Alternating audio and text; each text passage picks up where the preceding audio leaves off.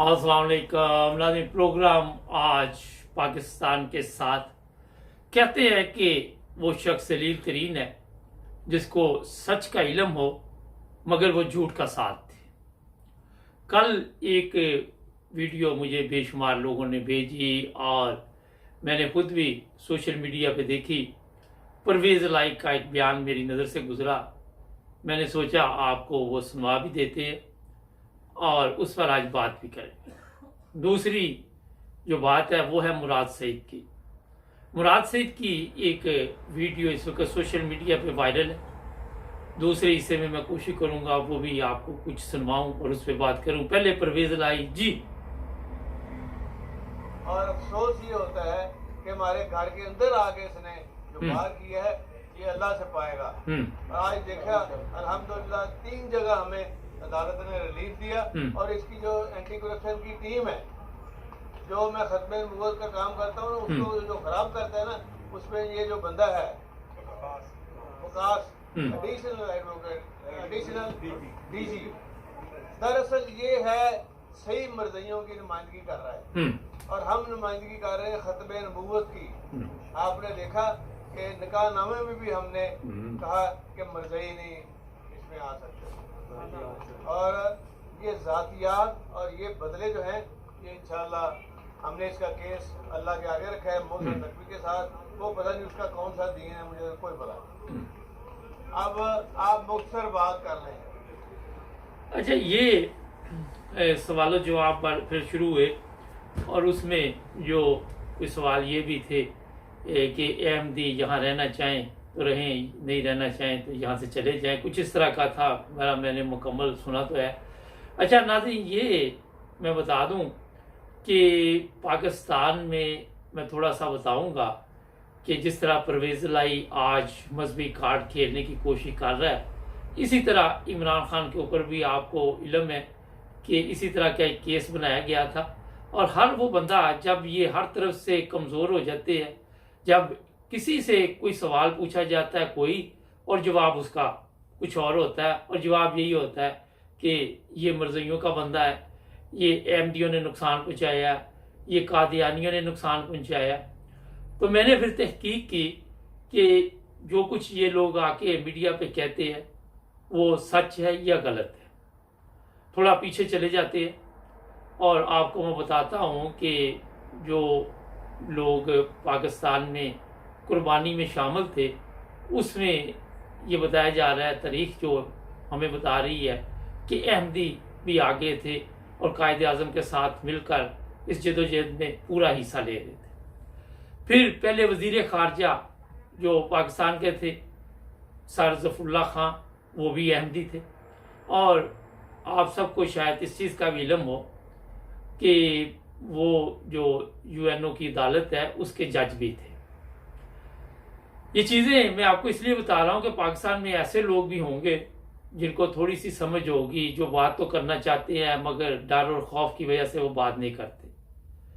फिर आपको मैं ये भी बता दूं, क्योंकि थोड़ा सा सबके इल्म में होना चाहिए कि 65 की जंग में जनरल अख्तर हुसैन, आपने नाम सुना होगा, अब्दुल हई, वो भी जनरल थे। और भी ऐसे लोग हैं जिन्होंने बढ़ चढ़ कर हिस्सा लिया और इन पे बाकायदा तौर पर लोगों ने प्रोग्राम भी किए। आज भी यूट्यूब पे चले जाए, वो कोई ये नहीं मैं कहता कि कोई अहमदी हैं जो प्रोग्राम कर रहे हैं, वो आपके वहाँ पाकिस्तानी लोग हैं और वो इस पे जनरल अख्तर हुसैन की बहादुरी और उसकी हाजिर दिमागी के ऊपर बेशुमार प्रोग्राम कर रहे हैं।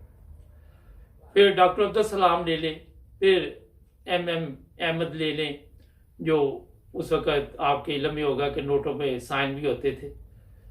और भी बेशुमार लोग हैं पाकिस्तान में जिनका तल्लुक जमात अहमदिया से है, जो अहमदी थे।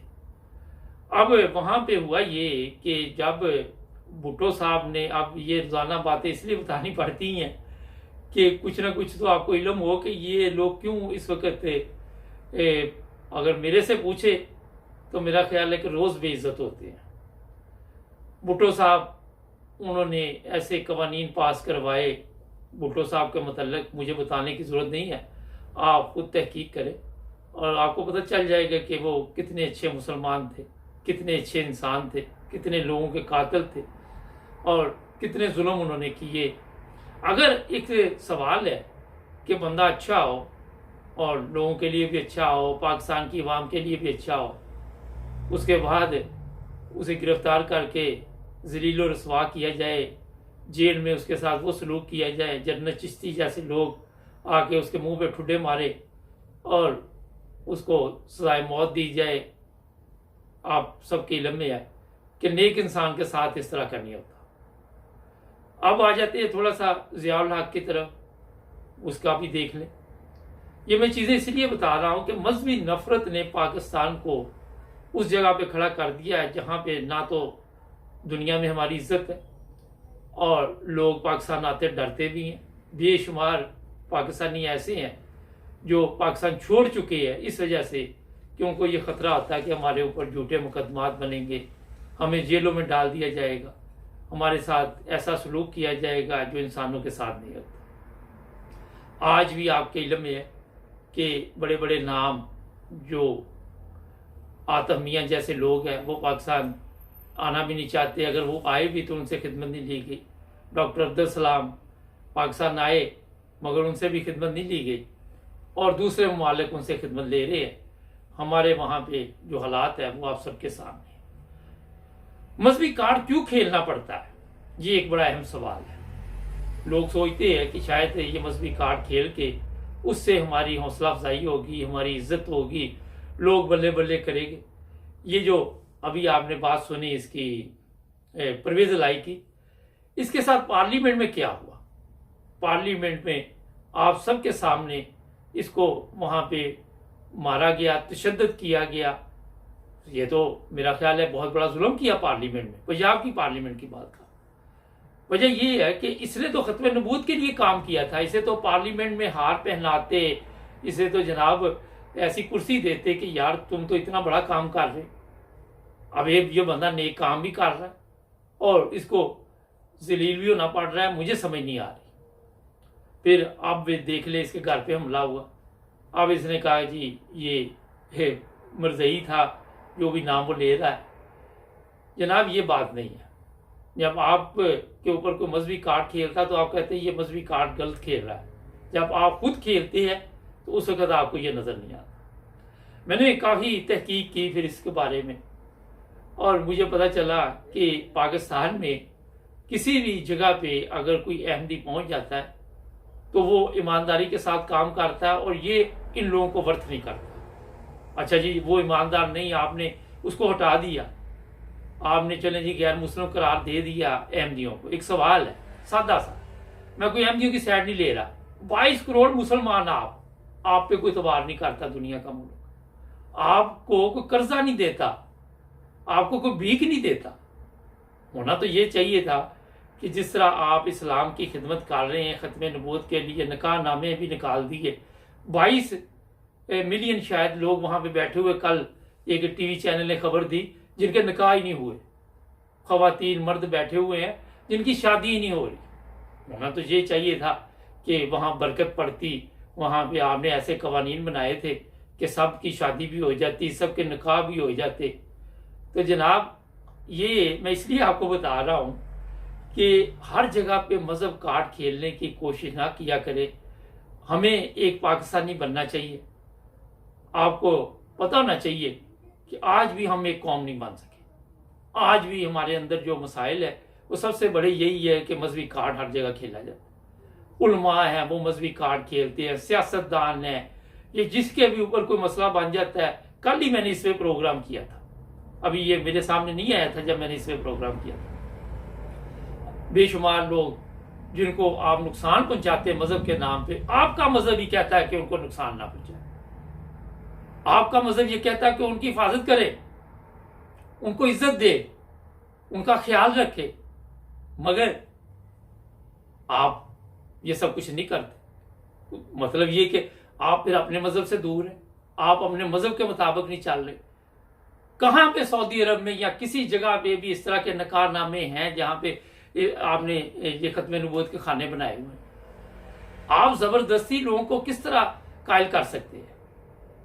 निकाह तो एक आसानी के लिए है कि आप गुनाह से बचें, और एक ऐलान किया जाए दो गवाहों की मौजूदगी में कि आपने शादी कर ली, ताकि लोगों को पता चल जाए कि ये मियाँ बीवी है। वहां पे रिश्वत का एक और दरवाजा आपने खोला, उलमा की एक और पिकनिक चल पड़ी। जो जो चीजें आप डालते हैं उससे मेरा ख्याल है लूट मार में इजाफा होता है। मैं आज इसलिए ये बातें आपको बता रहा हूं कि ये जब से मजहब कार्ड पाकिस्तान में चल रहा है, पाकिस्तान खुशहाली की तरफ नहीं जा रहा। हर तरफ आप देखते हैं परेशानी है, तबाही है, बर्बादी है। आप खुद आके देख ले पार्लियामेंट में आपके क्या होता है। आपके पार्लियामेंट में जो लोग बैठे हुए हैं उनको भी मजहब का पता नहीं है। आपके ऐसे ऐसे वजीर जिनको सूरत अखलास नहीं आती, आपके ऐसे लोग हैं जिनको कुरान का पता ही नहीं है, वो पार्लियामेंट में पहुंचे हुए हैं। तो दूसरों को आप इल्जाम तो इसलिए दे कि आपने कोई बड़े अच्छे काम किए हो। इमरान खान ने आपको डाकू कहा था। आपके पास ये दौलत कहां से आई परवेज लाई साहब? आप तो बड़े अच्छे मुसलमान हैं, तो सवाल ये कि ये दौलत कहां से आई? इतने केस आप पे बने हुए हैं, वो क्यों बने? फिर आप तो मस्जिद बना रहे थे, और मस्जिद तो पाक कमाई से बनाई जाती है, लेकिन आपके ऊपर तो ऐसे इल्जामात हैं कि आप गुजरात के बड़े मशहूर डाकुओं में शुमार होते हैं। बत्ताखोरी, हर चीज वहां पे जो जो कुछ होता है। मैं ये किसी दूसरे की साइड नहीं ले रहा, लेकिन आप अपने सवाल का जवाब दें। इमरान खान ने आज अगर आपको अपने साथ मिलाया कि उसकी मजबूरी है कि जब उसको हर तरफ इस तरह के लोग नजर आएंगे तो वो क्या करेगा? कहां से लेके आएगा लोग? इमरान खान से भी मुझे गिला है। 3.5-4 साल जब से ये गवर्नमेंट में रहा, इसने भी यूरोप में जिंदगी गुजारी, यूरोप में तालीम हासिल की। इसको यहाँ का पता है कि यूरोप की जिंदगी क्या। वैसे तो ये सारा दिन मसाले यूरोप की देता है। यहाँ पे लोग मजहब के साथ किस तरह चलते हैं, अपने अपने मजहब की जिंदगी गुजारते हैं, मगर वो मजहब ना सियासत में हिस्सा लेता और ना ही सियासतदान मजहबी कार्ड इस्तेमाल करते। यहाँ ये भी तो इमरान खान साहब आपको चीजें नजर आनी चाहिए ना। आज जब भी आप मजहब कार्ड खेलने की कोशिश करते हैं तो क्या आप समझते कि इंटरनेशनल लेवल पे आपकी इज्जत बनती है? आप मसाले देते हैं यूरोप की, आप बताते हैं अमेरिका की बातें, आप बताते हैं कनाडा की बातें, आप बताते हैं न्यूजीलैंड की बातें, ऑस्ट्रेलिया की, तरक्की याफ्ता मालिक की, जापान की, मगर वहां पे आप देखें तो ये चीजें नहीं है कि किसी के ऊपर केस बन जाए तो क्या तो जी फलां ऑफिसर फलां है। होता ही है कि उस ऑफिसर की जान खतरे में डालने के लिए आप ये कार्ड खेलते हैं। मुझे नहीं पता आप उसका किस फिरके से तल्लुक है जिसका ये नाम ले रहे हैं, मैंने नहीं ये इंक्वायरी की, मगर ये मैं बता दूं कि मकसद यही होता है कि लोग इसके खिलाफ हो जाए, मजहबी कार्ड खेले। यही इमरान खान के साथ हुआ। उसको भी रास्ते से हटाने के लिए ऐसे बयानात दिए गए, मरियम ने दिए, जवेद लतीफ ने दिए, दूसरे तीसरे सब ने दिए। मुझे 22 करोड़ अवाम इस वक्त सुन रही होगी, जो भी लोग सुनते हैं, जो भी हमारी वीडियो सुनते हैं, उनसे सवाल है कि जनाब अगर आप समझते हैं कि आप बेहतरीन मुसलमान हैं तो आपका मुल्क एक जन्नत नुमा मुल्क होना चाहिए था। वहाँ जान का खतरा, वहाँ ईमान का खतरा, वहाँ दौलत का खतरा, वहाँ हर वो खतरा मौजूद है जो सारा दिन आपके जो इदारे हैं वो आके बताते हैं, खुद बताते हैं और साथ कहते हैं कि हम इन खतरात के लिए हर वक्त तैयार हैं। वो खतरात खत्म ही नहीं होते। वजह यही है कि जब आप अपने जो आपका मकसद है उससे हट जाते हैं और वहाँ पे अपने आप को बेहतरीन होता, तो ये है कि कोई अगर अच्छा इंसान है, अच्छा मुसलमान है तो लोग उसकी तारीफ करें। आप अपनी तारीफ करवाने के लिए ऐसे कदम उठाते हैं, ऐसे ऐसे कारनामे अंजाम देते हैं जो बाद में आपके गले पड़ जाते हैं। तो जनाब ये एक मैंने आपको मुख्तसर बात बताई है। अभी एक ब्रेक लेते हैं और फिर उसकी बात सुनते हैं, क्या नाम है उसका, मुराद सईद की। जुड़े रहे हमारे साथ, मिलते हैं ब्रेक के बाद। हमारे चैनल को सब्सक्राइब करें, हमें फॉलो कीजिए, टिकटॉक पर भी और फेसबुक पर, यूट्यूब पर भी सब्सक्राइब करें और अपने दोस्तों को भी बताएं कि सिर्फ एक ही चैनल है जहां पे सच और हक की बात की जाती है। जी नाज़रीन, ब्रेक के बाद आपकी खिदमत दोबारा है। जी मुराद सईद साहब। बिस्मिल्लाहिर्रहमानिर्रहीम।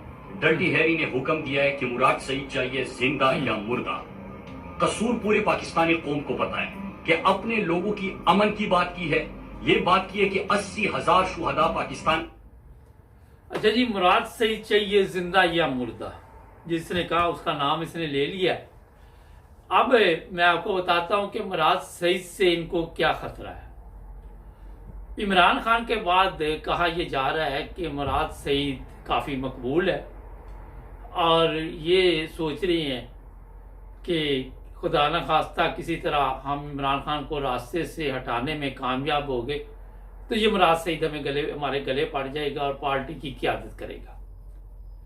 बड़ी दूर की सोचते हैं ना, आपके इल्म में है। हमारे जो इदारे हैं वो ज़ाहिर है पाकिस्तानियों को ख़त्म करने के लिए आए हुए हैं। दूसरे ममालिक के साथ तो मेरा ख्याल है जंग शंग इतनी हम लड़ते भी नहीं और लड़ भी लेते कोई जीतने के इम्कानात भी नहीं होते। ये मैंने इसलिए कहा कि एक बंदे को अपनी जान की फिक्र है और वो सोशल मीडिया पे दुहाइयाँ दे रहा है और उस पर किसी वक्त भी हमला किया जा सकता है। ये भी कहा जा रहा है कि खैबर पख्तूनख्वा की पुलिस ने मुराद सईद को गिरफ्तार करने से इनकार कर दिया और उस पर दबाव डाला जा रहा है उन्होंने, क्योंकि मुराद सईद खैबर पख्तूनख्वा में काफ़ी मकबूल है। पिछले दिनों इसने कॉल दी थी और फिर आपको इल्म है कि पूरी दुनिया वहाँ पे बाहर निकल आई। अब ये मसला जो है ये किस तरह हल होगा, जो हमारे इदारे जिनका ये नाम ले रहा है जब वो किसी को रास्ते से हटाना चाहें तो पीछे नहीं हटते। अरशद शरीफ जैसे लोगों को भी वो फिर उड़ा देती है और फिर प्रेस कॉन्फ्रेंस करके वो अपनी सफाई पेश करते हैं, लेकिन लोग कोई जाहल नहीं, आंधे नहीं। यहाँ पे कोई तहफ़्फ़ुज़ भी नहीं दे सकता। वजह ये है कि अदालतें पे बस है। अमीन गंडापुरी की जमानत हुई थी, उसे रहा नहीं किया गया। आज 1:30 बजे मेरा फिर जज ने जेलर को बुलाया हुआ है। अदालतें कमज़ोर हो चुकी है, निज़ाम दरम बरम हो चुका है, किसी को कोई पता नहीं। लेकिन मैं ये कहूँगा कि हर इंसान की जान कीमती है और जो लोग भी ये प्रोग्राम देख रहे हैं उन्हें चाहिए मुराद सईद की मदद करें और हमारी पुलिस के लोगों को जिनको ये इस्तेमाल करते बाद में इनको भी रास्ते से हटा देते हैं, उनको अपनी ज़िंदगी की भी फिक्र करनी चाहिए। पहले ये किसी को नुकसान पहुँचवाते, हो सकता है अरशद शरीफ के जो कातिल होंगे उनको इन्होंने रास्ते से भी हटा दिया। तो होता ये है कि किसी की आप हत्या कर देते तो अपनी आत्महत्या कर लेते। ये आप सब के इल्म में लियाकत अली खान ले ले, कोई और ले ले, जिसने भी किसी को कत्ल किया बाद में उसको भी रास्ते से हटा दिया गया।